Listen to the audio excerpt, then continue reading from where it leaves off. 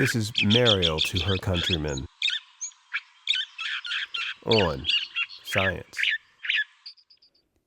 Friends, in 2024, a record number of Nobel laureate scientists signed an open letter endorsing a U.S. presidential candidate. 82 signatures for Kamala Harris. This continues a pattern going back to Bush versus Gore. Nobel laureates consistently endorse the Democratic candidate. I haven't found news records for earlier elections, but the trend is clear. More recently, 77 laureates signed another open letter, this time opposing the confirmation of Robert F. Kennedy Jr. as Secretary of Human Health and Services. They warned that the threat to public health through the spread of misinformation would continue under RFK Jr. A spokesperson for Trump replied to the letter, quote, "Americans are sick and tired of the elites telling them what to do and how to do it," unquote. Now, whether or not that spokesperson actually spoke for most Americans, it is clear that the relationship between many Americans and science has grown cold. Republican leaders continue to get elected despite undermining or ignoring scientific consensus. RFK Jr. did become Secretary of HHS. Trump's administration is actively attacking science. So, I want to try an icebreaker to warm things up. It's an icebreaker I learned during a graduate-level online science class, taught by a team of about 30 researchers to a global cohort of about 130 students from about 30 countries. On the first day, we each completed the sentence, "I am," 10 times in writing on the class forum. I learned a lot about myself and others. Today, I'll do the activity on behalf of science. I'll complete the sentence, "Science is," and I'll do it here as an acrostic poem, spelling out the word sciences. Check it out. S is for super cool. Even just one scientist from that course illustrates this. Michael Levin studies bioelectricity in development and regeneration.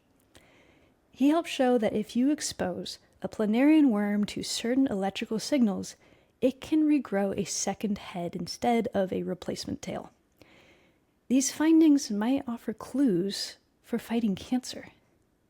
Levin also uses AI to design xenobots, tiny biological robots made from frog skin cells. These bots might someday deliver medicine precisely where it's needed, or even help clean microplastics from the ocean. That's one scientist. S is for super cool and maybe slightly startling. C is for cultural. Another professor in that course, Leslie Newson, demonstrated how science is shaped by the cultures that ask the questions. Before women were included in anthropology as a profession, researchers often overlooked questions about the daily lives of women and children. Newson herself pointed out, for instance, that early human mothers would have needed to stay close to water sources because nursing a baby requires high hydration. Her book, A Story of Us, co-authored with her husband Peter Richardson, explores human evolution with an emphasis on family life, something that had been underexamined. The whole online course worked to overcome the weird, W-E-I-R-D, cultural bias in science, with weird standing for Western, educated, industrialized, rich, and democratic. The world isn't just weird. We have more questions to ask and answer. I, in sciences, is for increasing intimacy. This phrase comes from philosopher of science Kriti Sharma. She writes that while science takes hard work and still hasn't answered all of our questions, it brings us closer to the intricacy and beauty of the world. Intimacy means closeness and friendship.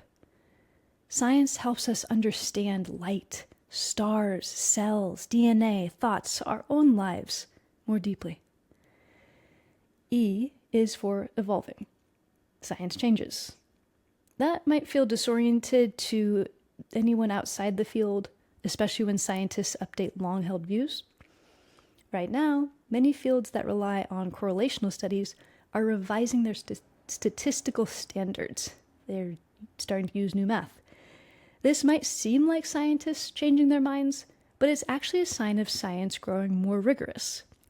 Evolving is not the same as untrue. It's simply what learning looks like. N is for not fully funded. We could be doing a lot more science if we properly resourced it. Talented researchers often spend months writing grant applications just to keep their labs running. Underfunding slows innovation, limits access, and keeps science from reaching its potential to serve the public good.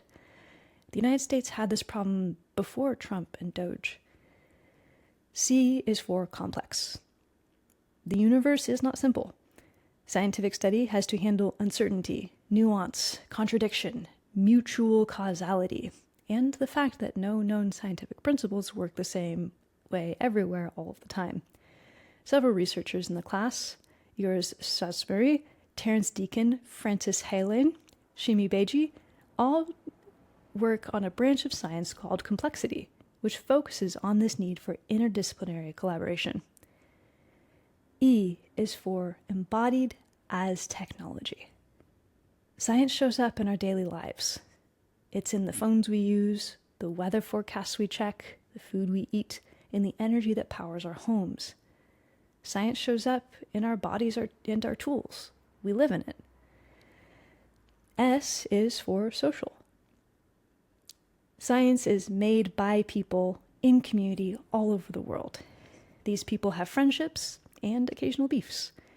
The community includes not only researchers, but educators, funders, journalists, artists, and citizen participants. So there it is. Super cool, cultural, increasing intimacy, evolving, not fully funded, complex, embodied in technology, social. Science is sciences. Anyone is welcome to modify this acrostic, by the way. I hope we move towards shared understanding, like that big class of researchers and students from around the world. Science is worth investing in, participating in, and protecting. By the way, what was that online graduate level class about? It was about the nature of a planet teeming with globally connected science, technology, and arts. Our planet. I include the podcast version of that class in the show notes, plus an undergraduate preparation class that could help beginners get ready for it. Thank you.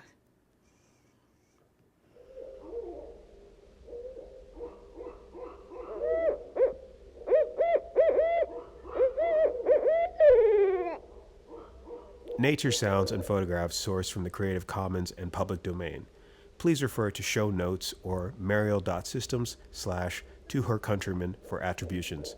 Finally, please like, share, and subscribe to support the series. Thank you.